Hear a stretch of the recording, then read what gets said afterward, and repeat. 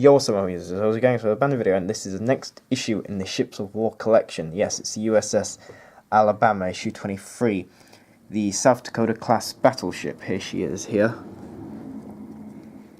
she's a premium ship in World of Warships, and she doesn't exactly look like this, but she has a different camouflage. But this is a camouflage that she did have in 1944. So let's take a look. She's got 60 at her bow and 60 at her stern. She was armed with 9 16-inch guns and a lot of 5-inch guns. There she is.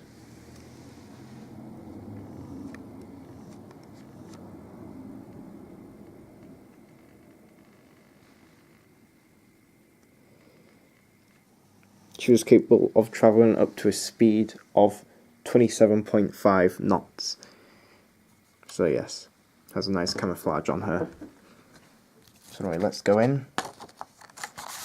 Here's a picture of her as always. Next issue is the Roma, one of my favourite battleships from World War II. She is Roma. She was last of the 4 South Dakota. Now, I thought that she was a North Carolina class, but I was completely wrong. She was designed differently than the North Carolina class, because the North Carolina class, they were Washington Naval Treaty, as it says here, basically. And obviously, the North Carolina class, they weren't armoured against 16-inch shells. So what they did was that they made them smaller and more armoured, and then you got the South Dakota class, and these were designed to take 16-inch hits because Japan pulled out early and said that they wanted out, and they made Yamato secretly. So here she is being constructed and ready for launch. Here's her being launched by Miss Lister Hill of Alabama, I'm guessing. And here she is in her camouflage with all of her men on her stern. But yes, as you can see, she was designed differently than North Carolina. North Carolina was longer than than the South Dakota class. So at first what happened was that she went over to Britain, over here, Scapa Flow, where she was essentially, she did training here with her sister ship, South Dakota, and she was in reserve to attack Tirpitz, but she never came out Tirpitz, did she? And she stayed in the fjord. Here's a picture of her 16-inch guns during practice, and here's a picture of her here. But yeah, and after that she went over to the Pacific to do invasions, as a lot of the battleships did to provide support. Here we have a picture of a tally, I believe, of the USS Alabama. Correct me if I'm wrong. I believe this is a cap tally. And here's a picture of her 16-inch guns. But yeah, as we can see here, look at her. You see, she's got this massive funnel, and all of this superstructure is cramped together, which on the North Carolina class wasn't clamped together, I believe. And so yeah, so she was just compact. She was a compacted version of North Carolina, but with better armor.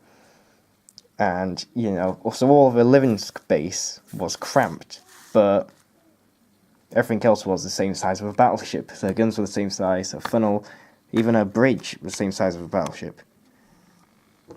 Their living space wasn't. And she had the mobility of 27.8 knots at top speed, and she was used in the film Under Siege. I haven't seen it, but apparently she was the USS Missouri in it. Maybe I should watch it. Anyway, after that she took part in Pacific operations, amphibious assault land cover, and she did cover for carriers such as the light carrier USS Montgomery here. Obviously, here's another picture of her with a gun, and here's a picture of a dashing, handsome captain, Captain Vincent Raffle Murphy. And here's a picture of her guns actually firing. Very powerful guns these were. 16-inch, standard issue. But the 5-inch, not so much.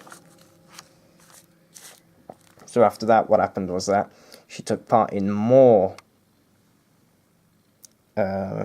landings, and actually what happened was that one time she didn't lose a single life. She didn't have anyone killed aboard her by the Japanese, but a few guys accidentally blew themselves up on a 15-inch gun, sort of. They fired one of the 15-inch guns into another 15-inch gun, which killed a bunch of people. And that was the only time they ever lost life. But she was never hit, never attacked or anything. And this was the reason why Turkey shoot was because she shot down so many planes, and she actually was able to, provided the first warning, and she was actually praised by the Admiral, I believe Vice Admiral, due to this. There. In the matter of reported initial bogies to Alabama, well done.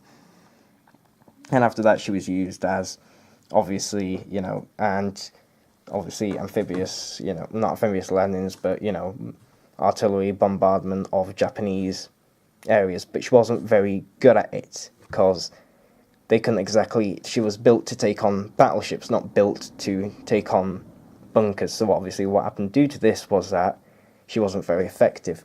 This here is pictures of the initial loading the guns and firing.